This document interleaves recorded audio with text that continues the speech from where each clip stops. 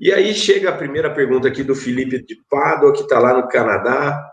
Qual a diferença entre o FDN indigestível em 240 horas e o FDN fisicamente indigestível em 240 horas?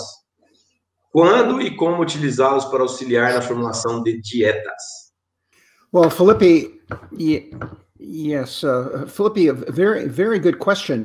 The UNDF is going to look at limiting dry matter intake. So we know that if it gets too high, cows eat less dry matter. Felipe, é uma pergunta muito interessante. E o FDN indigestível, ele é usado para saber quanto que você pode ter desse alimento que vai limitar o consumo das vacas leiteiras, né? Ele é um padrão usado para vaca para ver o limite de fibra indigestível que você pode ter na dieta. So the UNDF 240 is going to come from the forage testing labs. They will analyze the forage for that value. Esse número vai vir para você, Felipe, através da análise de um laboratório. Você vai mandar a forragem para lá e ele vai te dar esse número. The physically effective NDF is going to be coming from the NDF. Yes. Yes, I guess, but what I'm saying, I have not seen.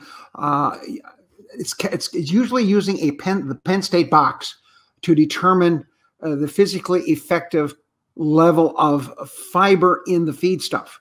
So I've not seen values. I guess I've not seen coming from labs PEU NDF 240. I've not seen that on forage test results. Correct. That's correct. Yep. That's right. So... Aí, Felipe, eu vou tentar resumir para você. O Dr. Rick Grant tem essa teoria. Talvez isso seja cenas do próximo capítulo, né?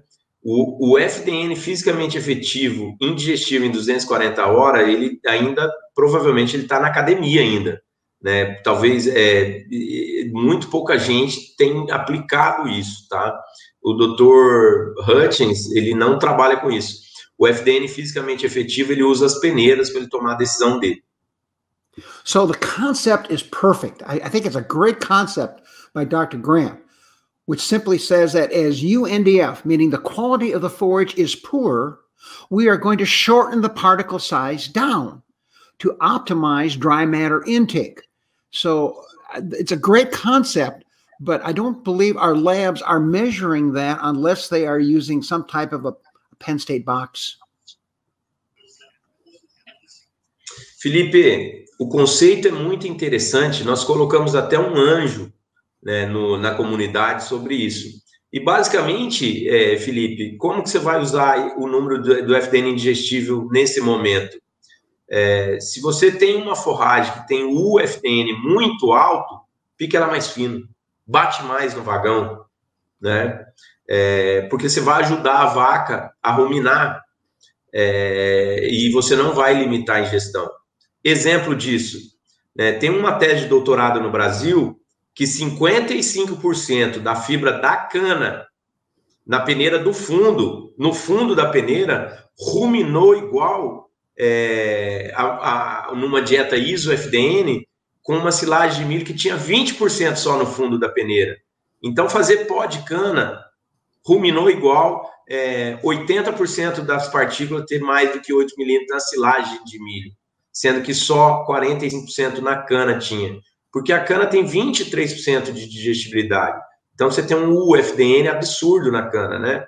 Então, você usaria o UFDN para tomar uma decisão de reduzir tamanho de partícula.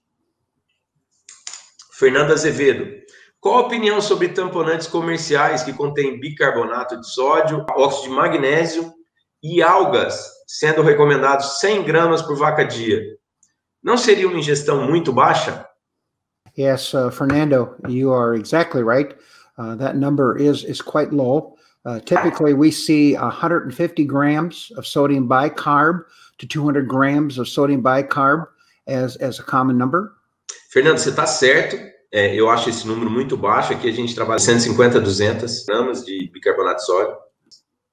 Typically 40 or 50 grams of magnesium oxide is fairly common in rations. Normalmente 40, 50 gramas de óxido de magnésio por vaca dia, é muito comum nas nossas dietas também. So already you can see we are close to 200 grams per cow per day. And of course the other product could replace some of the bicarb. Então, se você fizer a conta, né, você pegar o quanto que eu uso de bicarbonato e mais de óxido, você já estaria em 200 gramas, né? Então, isso é muito pouco, e o produto de alga poderia substituir parte do bicarbonato e do óxido também, né? Mas é muito pouco, na minha opinião. So, Fernando, I think you have to ask the company to tell you what are the proportions of these various ingredients, because some are going to be more expensive than others. So certainly you need to know that to know what you're getting in the 100 or 200 grams that you're going to feed. E aí, Fernando, você deveria pedir para a empresa abrir qual que é a proporção de alga, de bicarbonato e de óxido de cada produto, e você vê se você chegou na sua meta. But just to be fair, Fernando, I know the Mind product coming out of the ocean has magnesium with it, as well as its limestone buffering capability. So 100 grams still looks low to me. Eu sei que a alga tem um pouquinho de magnésio, na verdade ela tem 3% de magnésio, mas 100 gramas me parece muito pouco. Ok. Ok? Tradução, eu vou fazer uma sugestão de tamponamento, e depois eu queria que a tradução traduzisse para o Dr. Hutz para ver se ele concorda comigo, né? Porque esse tema é muito polêmico, toda aula que eu dou, esse tema volta, então eu vou fazer uma sugestão. Ok. O Brasil, as dietas são à base de silagem de milho, não se usa alfafa, se usa muito pouca fibra longa, quando se usa em quantidade mínima, que não aumenta o DCAD, né? Então eu sugiro fechar a dieta para vacas de alta produção de 0,3 a 0,35 de magnésio e tentar balancear o DCAD para no mínimo de 250 milha equivalente de DCAD, né? Pare de pensar em tamponamento. Use bicarbonato de sódio para você chegar a 250 de DCAD. Como no Brasil as dietas têm um DCAD muito baixo e a gente está em estresse térmico, né? Quando você tampona com alga, você não mexe na diferença cationiônica da dieta. E provavelmente você não tem o melhor efeito do tamponamento. I agree that the sodium bicarb is an excellent product to adjust the DCAD up, especially under heat stress conditions. Então ele concorda, e aí, Fernando, é imbatível. Vaca em estresse térmico à base de silagem de milho, nós temos que tamponar para subir o DCAD da dieta, né? Nós temos que mexer na diferença cationiônica da dieta, né? Você tem que mexer no DCAD.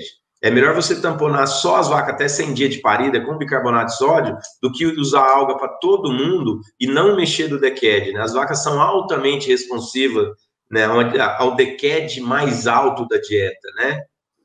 Usando bicarbonato de sódio, principalmente dieta à base de silagem de milho, principalmente em estresse térmico, principalmente nos primeiros 120 dias de lactação. The other additive we see is potassium carbonate, but it is quite expensive. But it's also used as a DCAD adjuster and to replace lost potassium, because under heat stress, cows lose potassium and sodium. E uma ferramenta poderosa que eles têm lá é tirar parte do bicarbonato de sódio e usar carbonato de potássio, que também tem um DCAD positivo e vai aumentar o DCAD, né? E ajuda a vaca a compensar a perda de potássio que ela tem em estresse térmico. Só que ele é mais caro. Infelizmente, no Brasil, eu não conheço ninguém, nunca me ofereceu nos últimos 2, 3 anos o carbonato de potássio. E a última vez que eu avaliei, ele era R$9 o quilo, e o dólar era 3,5 para 1. And I agree with the 0.3 to 0.35 magnesium. I think it's really important, especially when we look at feeding extra fat, such as fuzzy cottonseed. And then also remember, your potassium-magnesium ratio becomes a factor as well to avoid any negative effects, especially under pasture conditions. Ele concorda com 0,3, 0,35 de magnésio, né? E pede para a gente avaliar sempre o nível de magnésio quando a gente tiver mais óleo na dieta, usando caroço de algodão.